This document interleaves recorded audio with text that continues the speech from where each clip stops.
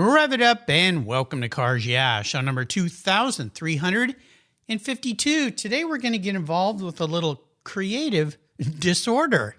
You'll understand in a few minutes. Be prepared to be inspired.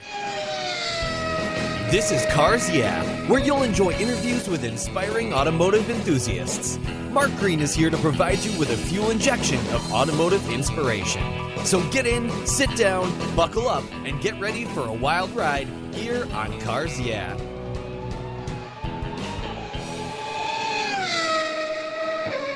Hello, inspiring automotive enthusiasts, and welcome to Cars Yeah. Today I'm in Johnson City, Tennessee, with a very special guest by the name of Brandt Fuqua. Hey, Brandt, welcome to Cars Yeah. Do you have any gear, and are you ready to release the clutch? Let's do it. All right, we'll have some fun. One thing I want to ask you before we start here. What's one little thing that people don't know about you, Brandt? Most people probably don't know, but I play video games every single night. Oh, gosh. Oh, you're one of those guys. All Yep, right, every so single night. that begs me to ask, what games do you like? Right now I'm playing Apex Legends and playing a little Call of Duty. All right. Very good. You know, I've never gotten into that. Now, I'm from a different demographic, I think, since I'm older than you. My son, when he was a teenager, kind of got into some of that kind of stuff. But it never captured my attention, maybe because I was just too busy raising a family and trying to run a business. But my gosh, the gaming industry is insanely massive. It's incredible. They're spending as much on games as they are on movies in a lot of cases. Yeah. It's quite crazy. You know, it's kind of like when the app craze started. I remember my mom once said, well, why don't you invent one of those things and get rich? And I didn't know much about them. And I looked up, I forget the app I looked up, and I went, you know how many people work in this company? There's like over 100 people working in this company to create. And then I started going, wait a minute. Okay, what's involved here? And then, you know, like Candy Crush is a good example. Now, I don't play that either, but I know some people that are just addicted to it. So, yeah. It's a simple game, but they got a huge following. They got a huge following. Yeah, sometimes it's best to be simple. So there you go. There you go. Absolutely. Well, let me introduce you here. Brandt Fuqua owns Graphic Disorder, a screen print, embroidery, and design business. He has 14 employees and largely serves the automotive community with designs and apparel. Brandt's passions are in the realm of customs and the lowrider community. He had a 1994 Toyota pickup on hydraulics when he was just 18 and later moved on to the more custom truck scene with airbagged and body-dropped custom trucks and cars. And today, he drives a 2019 Ram 3500 that lays frame on 26 inches. Brandt is also into supercars, well, and games too. But let's stay with the supercar theme here. He has owned 2 Corvettes, 2 Ferraris, a McLaren, and 2 Porsches, Be Still My Heart, including his current 2022 GT3. Get this, it's in paint to sample Ruby Star. Oh man, you're a brave fellow. But I love that color. Yeah, I love that color. Along with his fiancée, Shelly, who's been there from the start and keeps the ship moving, really, like most women in us guys' lives do. They have 3 cats who basically are their kids. We'll be back in just a minute, so keep the seatbelt buckled tight. I want to go for a ride in that Ruby Star GT3, though, and we'll be right back. Sounds good. All right. Years ago, when it was time to renew my collector car insurance policy, my carrier's rates went up. Way up, but my usage was the same and I never made a claim. I didn't even have a ticket. So what's with that? So I turned to American Collectors Insurance. Has your collector car insurance recently raised your rates for no good reason? Tired of paying an annual membership fee? Then it's time to look around and call American Collectors Insurance. I shopped around, I asked friends for recommendations, and found a winner that I can trust. And boy, I'm glad I did. I saved hundreds of dollars every year and slept better at night knowing my baby was properly insured. American Collectors Insurance have been protecting vehicles since 1976. They provided me with an agreed value insurance policy backed by their history of taking great care of their clients. What could be better than that? So give them a call and ask for a quote today. 866-ACI-YEAH. That's 866-224-9324. And protect the ones you love like I did with American Collectors Insurance. Classic car insurance designed by collectors for collectors. Did you know that Cars Yeah is in the top 1% of all podcasts based on listenership according to Libsyn, the premier RSS feed for podcasts in the United States? That's right. Plus, DuPont Registry recommended Cars Yeah is one of their top 10 car podcasts for you to enjoy. Cars Yeah has experienced tremendous growth, plus your ads are evergreen, meaning they never go away. And more listeners find Cars Yeah every day for their daily dose of automotive inspiration. Do you want to expose your brand to a highly targeted list of automotive enthusiasts in a very unique and very personal way? Well, I can help you. Contact me, Mark Green, at mark@carsyeah.com or through the website at carsyeah.com today to learn more. For several years now, you've heard me talk about Linkage Magazine. I've been a subscriber since the start. Their talented and creative team brings you a spectacular publication and website that shares the automotive passion from a worldwide perspective. Linkage is about driving, restoring, collecting, and first-hand experience at collector car auctions and more. They bring you real-world values plus rational, experienced opinions on the current markets. They cover the automotive world and the people who share our passions. And Linkage Magazine has grown, mailing you 6 issues annually. Join me on this journey with Linkage. They're geared for the automotive life. You can subscribe at linkagemag.com. So, Brandt, we are back. So I want to have you take us on a little journey here of how you got here with graphic disorder. And I told Brandt, for you listeners, before we started the show, that way back when I was a teenager, I had a screen printing business with a friend of mine. We printed shirts and hats and stickers and bumper stickers and all these different things. Really, you brought back some memories when I looked at your website. You're far, far more talented than I was back in the day. But how did you get to this point in your life? Because you've got quite the business going. I appreciate that. Yeah, we started in, kind of messing around with artwork back in like 2021 or 2001. I'm sorry. And we were just trying to make some extra money, doing some Photoshop work for people, logo designs, business cards, that kind of stuff. Hadn't got into screen printing yet, but it was more or less just to try to make the, ends meet. We were not making a lot of money, and we had more free time than we had Sure. that we knew what to do with. So we were just trying to make the ends meet. And so we started doing that kind of stuff. And we were selling stickers and stuff on eBay and stuff like that just to get going. But that kind of led us to the next thing where, we were producing this artwork, and then the next thing you know, it's like people wanting to get it printed. They want to make a T-shirt. They want to do the next step. And we didn't have a way to do that, but it just kind of led us to doing it. So we moved out of an apartment, moved into my parents' basement, and, bought a single head embroidery machine and a small manual cheap eBay press and started screen printing T-shirts and embroidering hats in addition to doing artwork. And just kind of grew the business from there. We were in my parents' basement for a while, about 8 years, which I'm sure was no fun for them sometimes. But maybe. Yeah. We outgrew 2,500 square feet pretty quickly. And, it was always a labor of love. We were there all the time. We never stopped working. Well, have you always been a very creative person? I mean, did you do a lot of art as a kid? Did you study art in school at all?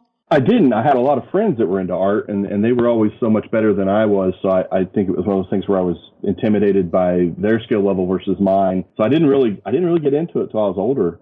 In fact, my lead artist now and my fiance are who showed me how to use Photoshop, and I'm creative enough, but I wouldn't call myself a graphic designer, I'd probably call myself a graphic designer, not an artist. They are artists. They're more talented in that respect than I am, but I'm pretty good at doing art, but I'd still put myself as like a graphic designer, Well, one of the things I find interesting here is typically a creative person that would go into this field. I studied graphic design and advertising and business in college, and that was my job for my first 11 years. I was a graphic designer. Now, this is before computers and all the wonderful tools that you have today. However, like you, I was always a bit intimidated by really classically trained or really great artists like drawing and painting. That wasn't my deal. So I did graphic work like you did. However, there's a need for that in business. And so it sounds like to me, especially with as many employees you have, because a lot of people in businesses like yours that are small, there's just them doing all the work and then they have to figure out the business side. Did you take kind of a swap here? Did you tackle the business side and that's how you grew by bringing in creative people? Is that how you did it? That's exactly how I did it. Me and Shelly, when we moved, we ended up moving our business to Johnson City from my parents' basement into an actual building, which is the building we're still in now. Mm-hmm. And when we did that, we needed to hire an artist, and we hired, he's one of my best friends, Eric is our lead artist, and he was just far better than I am at everything. And it was to the point where I couldn't run the business and be the artist, you know what I mean? So there was just too many hats. I was just wearing too many hats. Right. And he was better at art than I was, so I knew that would be a great upgrade for our business as far as the art goes. And then I could spend more time running the business instead of like being buried in the day-to-day.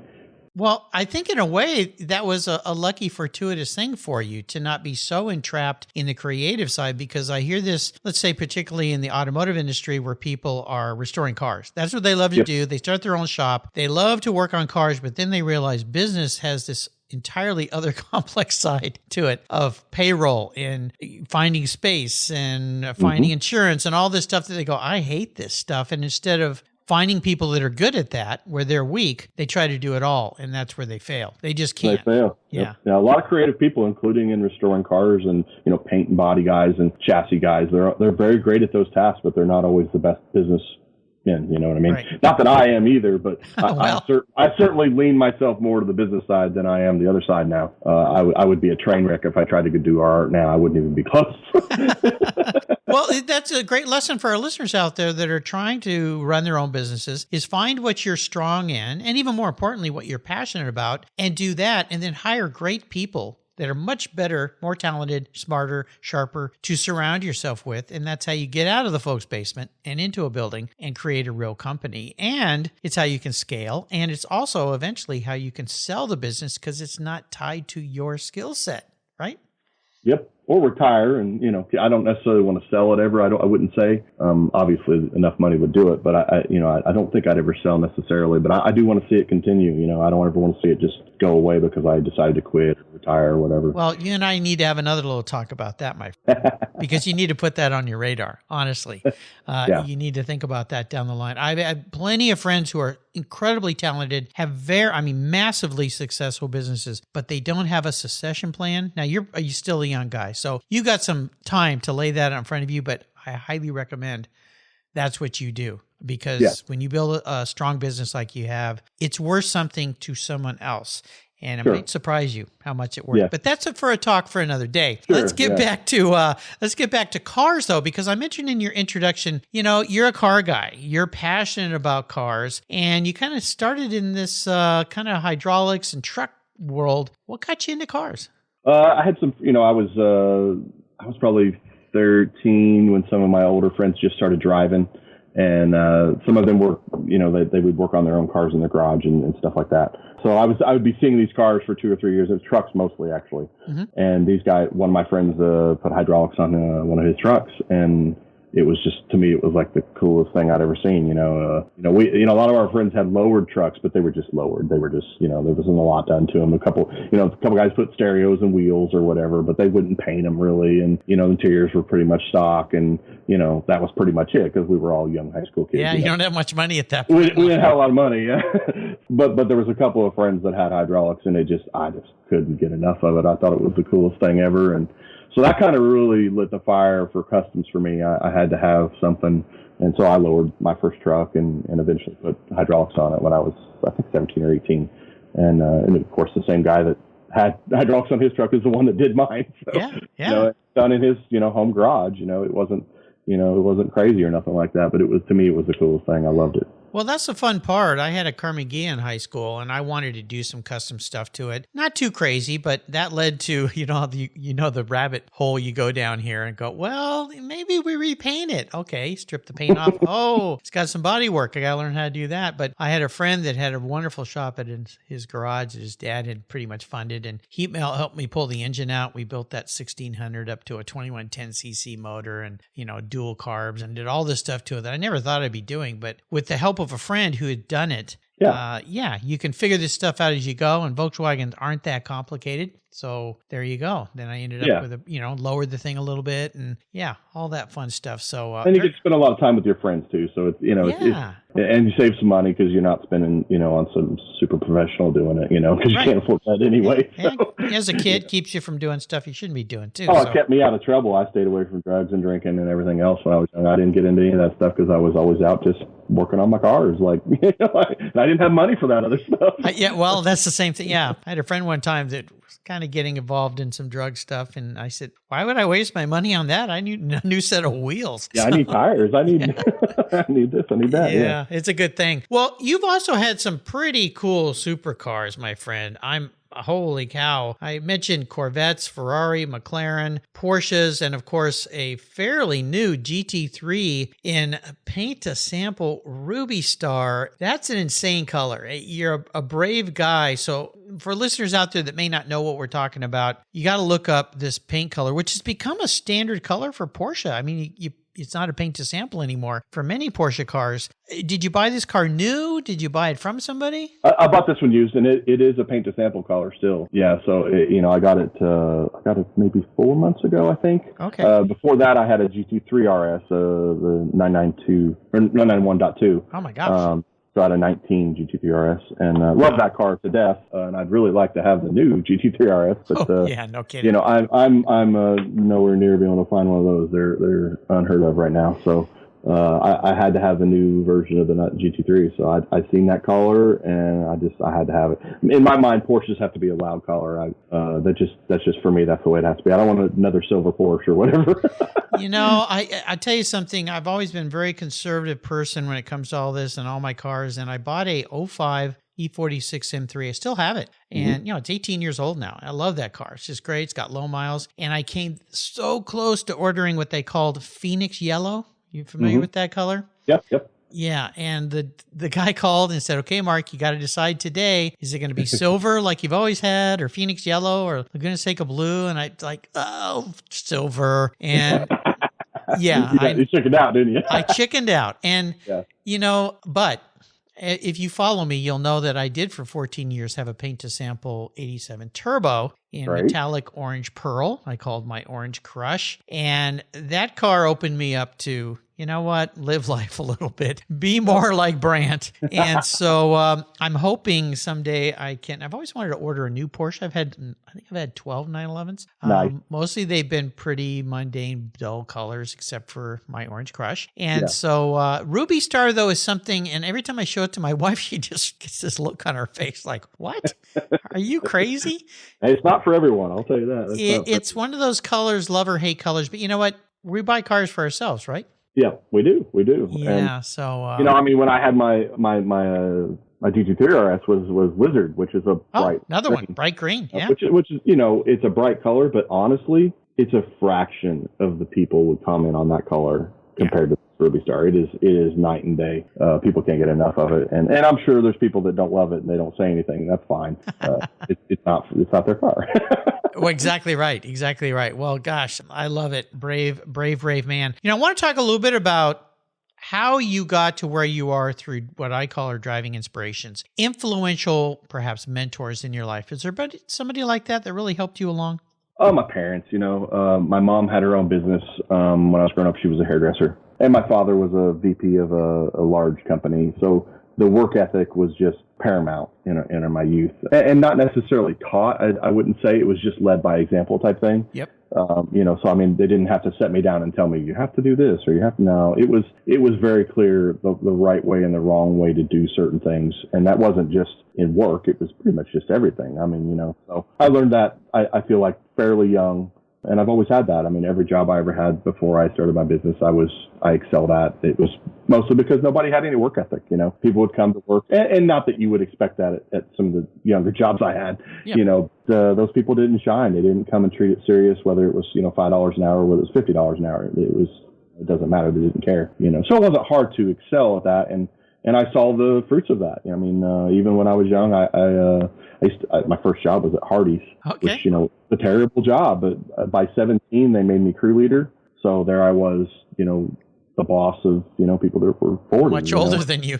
Yeah, I mean, and of course that didn't go over well. And then I'd done so well at that, I actually went with the general manager and we fixed 2 or 3 other stores together. Wow. Where we took from losing money to profitable in a couple months each.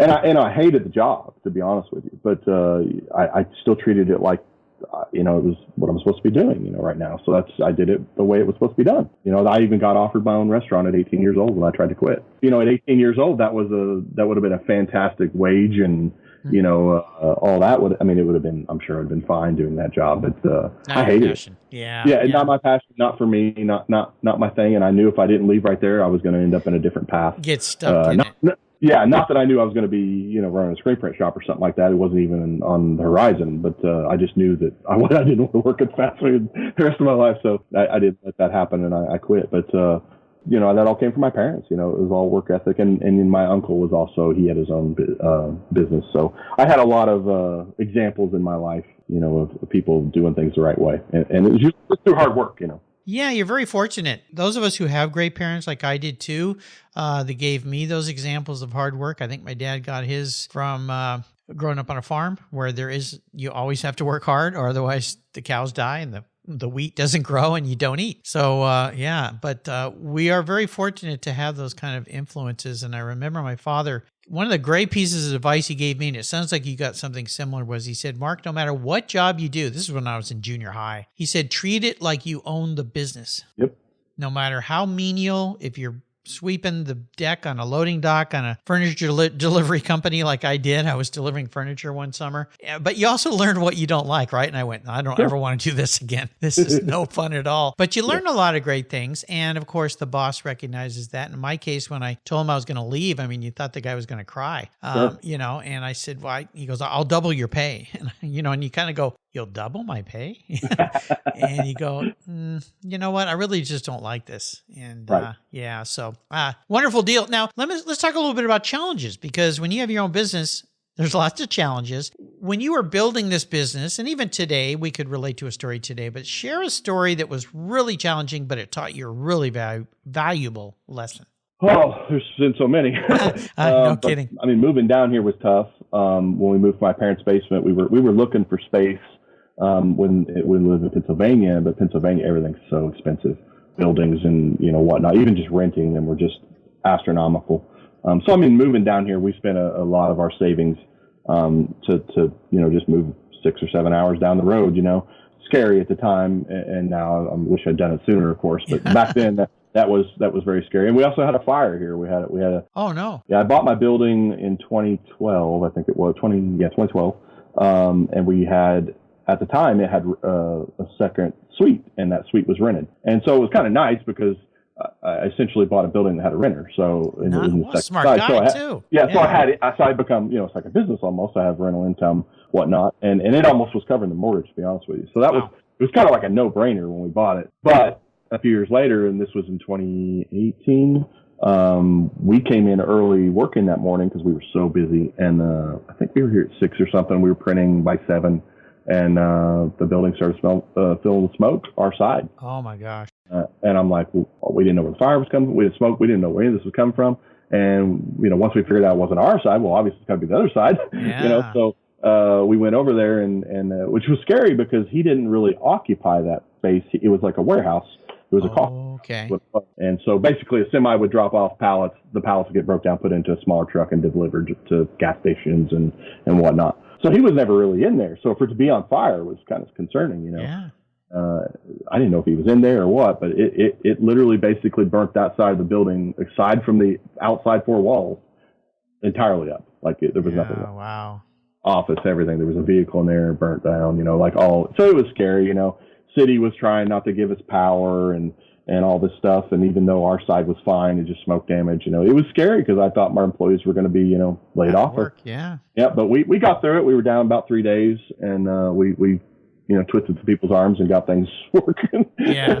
You know, and so, but that was scary. When we were outside watching the fire, we thought the whole building was going to burn down. So, you know, you're bringing back a horrible memory. I had the exact same thing happen at a company I was running and part of. It was a big industrial building where we occupied one end of it, and there were multiple buildings next to us. And yeah, I was in there. I think it was a weekend because I always came in and work weekends, you know, as you do. And somebody came into work also to help me with something, and he came running in. He said, "There's smoke in the warehouse." I'm like, "What?" And you go out there and like, "What's on fire?" You're running around trying to find it, and you know, you get out of the building and call 911, and sure enough, it was the building next to it.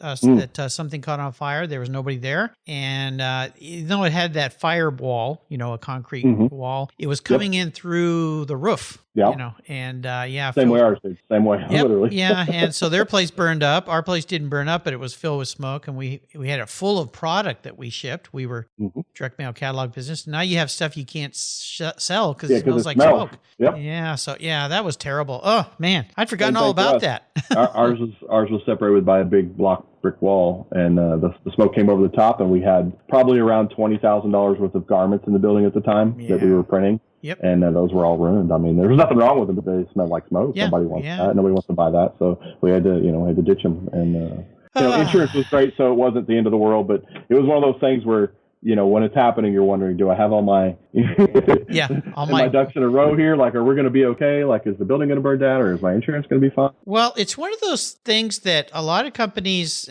surprisingly small people, skimp on. And you got to sit back and go, what if? And it got to have insurance coverage, no matter what kind of business you have, because things happen. And it turns out my insurance guy was great when he sold me what he sold me, which I, of course, thought was expensive at the time, but I bought it anyway. It turns out he advised me right. So we had no worries at all. In fact, he was here within 30 minutes and ready to write a check for anything we needed for the short term.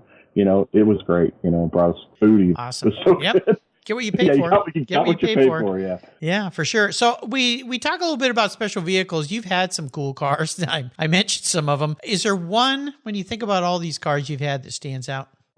Probably my GT3 RS. Yeah. The previous car I just got rid of. It was just such a special car for me. I tracked a few cars before that car, but they were not really track cars. I had my Ferraris and whatnot. They're fast cars, but they're not built for that. The GT3 RS is just a weapon. Like, there's no other, there's no other term. It was just a weapon. And so it was such a special car for me. Yeah, it was really hard for me to get rid of that car. I really didn't want to.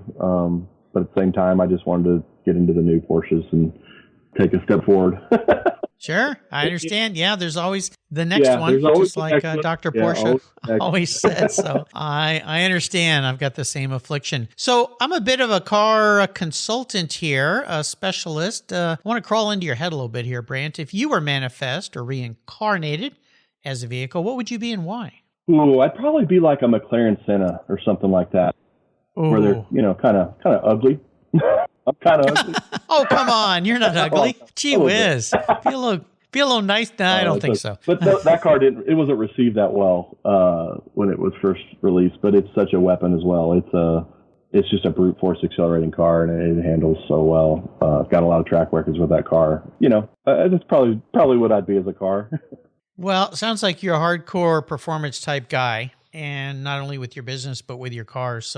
But the Senna was pretty cool. I remember sitting in that thing, and I'll tell you, my impression was it's a lot simpler than I thought it would be when you compare it to like Ferrari and Lamborghinis with all the kind of glitz and glitter and bling. Yep. But I felt so good in that. It felt special. They feel special. Yeah.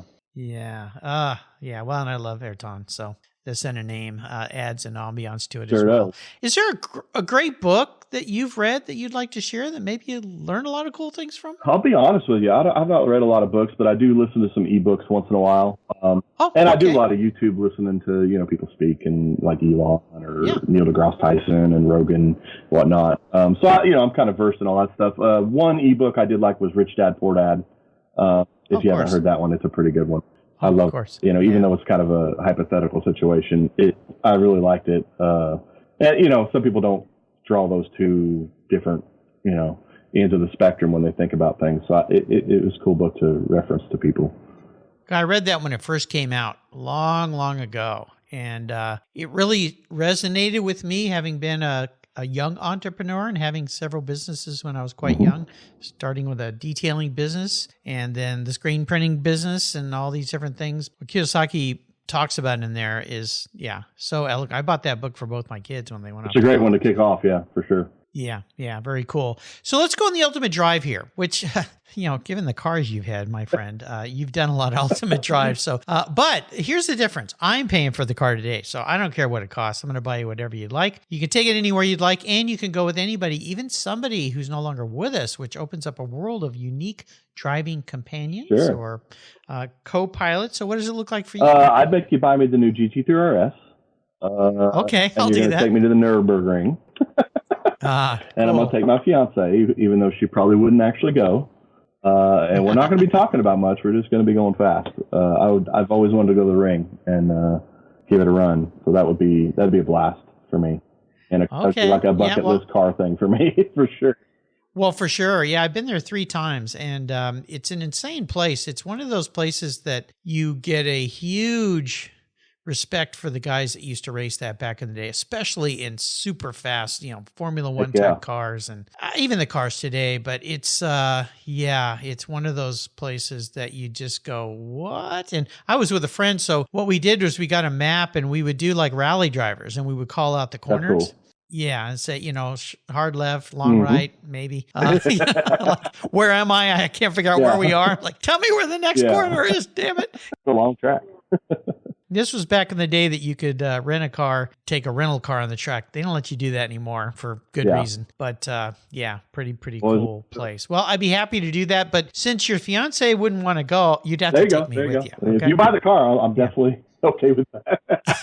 No kidding. Yeah, we'll do a European delivery, pick that up, drive it over there, and have some fun. You've taken me on a fun ride today, and I really appreciate you spending time with me. I want to do a shout out to a mutual friend and a past Cars Yeah guest, Patrick McKay. He's the one who introduced me to Brandt. So Patrick, hey, you said this guy was a superstar, and you were right. So thank you very much. Before I let you go today, could you share some parting words of inspiration and advice for us? Sure. Yeah. Do the work. You have to do the work, or you're not going to get anywhere, in business or in life, period. So if you don't put in the work, you're not going to get there. If you don't ever get started, you won't get finished either. So that's a good one. And I love this quote. I've been hearing a lot of it lately, but I've hung on to it for a few years now. If you think the cost of success is high, wait till you get the bill from regret. That one. Yeah, I'll tell you something. When I started this podcast, I really was thinking long and hard. You listeners can go back and learn why I started it and how I started it. But I just got interviewed by a past guest, Greg Blue, on my 9th year anniversary last month, or actually it was back in May. Yeah, we're in July now. Holy cow, my life is flying by. But I almost didn't do it. And my wife said that to me. She said, if you don't at least give this a try, you're going to always say, wonder what would have happened. Exactly. So I wouldn't be sitting here talking to Brandt or all the other 2,350 plus guests who've been on the show. So yeah, if you think the cost of success is high, the cost of regret is even higher. Shoulda, woulda, coulda. Absolutely. Words of a loser. So, there you go. And if you're a regular listener, you know where that one came from too. So how can people learn more about graphic disorder? Oh, it's simple. You can go to our website, graphicdisorder.com, or any of the socials. We're at Graphic Disorder. There you go. I'll put links to all of those on Brandt's show notes page. Check him out. Check out Graphic Disorder. Truly a sign of hard work equals success. Brandt, thanks for dialing in today. Really, now you got the Ruby Star going to my brain, dude. Yeah. One to consider, sir. It is one to consider. Be brave like Brandt. That's what I'll remember. Until you and I talk again, my friend, I'll see you down the road. Thanks, Mark. You're welcome. 20, 50, or 100 years from now, will there be a workforce to care for the collector vehicles we love? With auto shop programs disappearing across the country, it's a question we enthusiasts have to ask. That's why I support the RPM Foundation, which exists to ensure that the critical skills necessary to preserve and restore these vehicles aren't lost to time. One of the many ways RPM, which is short for Restoration, Preservation, and Mentorship, is accomplishing this goal is through workforce development initiatives. The RPM Apprenticeship Program enables the next generation of artisans to earn a living while they learn the craft of restoring and preserving these vehicles directly from industry professionals. The Endangered Skills Program documents the process of masters training future craftspeople on a variety of critical skills in danger of being lost forever. For more information on how the RPM Foundation is driving the future of the collector vehicle skills trade, visit RPM Foundation today. They're one of the charities of choice here on Cars Yeah. Thank you so much for joining us on today's ride here at Cars Yeah. Drive on over to carsyeah.com to find show notes and inspiring automotive fun. Download your free copy of Filler Up, a fun book filled with gorgeous photographs of fuel filler fun, including quotes from more inspiring automotive enthusiasts. Download your copy today, and we'll see you next time on Cars Yeah!